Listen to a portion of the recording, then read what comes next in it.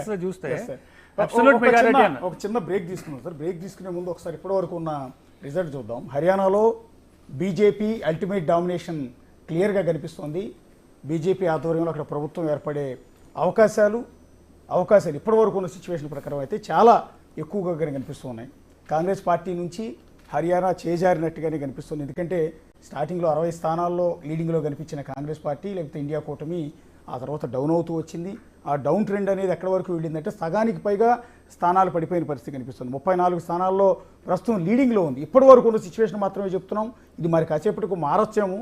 కానీ గత 4 రౌండ్లుగా చూస్తూ ఉంటే గత 4 రౌండ్ల నుంచి చూస్తూ ఉంటే బీజేపీ క్లియర్ డామినేషన్ కనిపిస్తూనే ఉంది. 48, 49 స్థానాల్లో ఏదైతే మ్యాజిక్ ఫిగర్ దాటి 49 స్థానాల్లో కంటిన్యూ అవుతూనే ఉంది.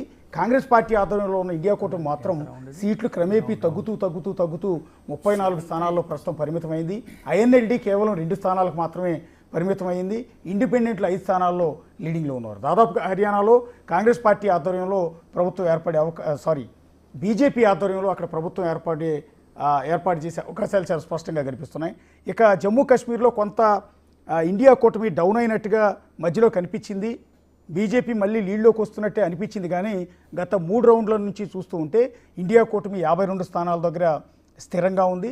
సో నో డౌట్ ఇప్పటివరకు అయితే ఇండియా కూటమి ఆధ్వర్యంలో అంటే కాంగ్రెస్ పార్టీ నేషనల్ కాన్ఫరెన్స్ ఆధ్వర్యంలోనే జమ్మూ కాశ్మీర్లో ప్రభుత్వం ఏర్పడే అవకాశాలు చాలా స్పష్టంగా కనిపిస్తున్నాయి. ఎందుకంటే 52 కంటే తగ్గితే 50 కంటే తగ్గితే ఏదైనా మిరాకిల్ జరగచ్చు. కానీ 50కి పైగా ఉన్నాయి కాబట్టి ఎట్టి పరిస్థితుల్లో కూడా వాళ్ళని దాటి బీజేపీ చేతుల్లోకి వచ్చే అవకాశాలు లేవు.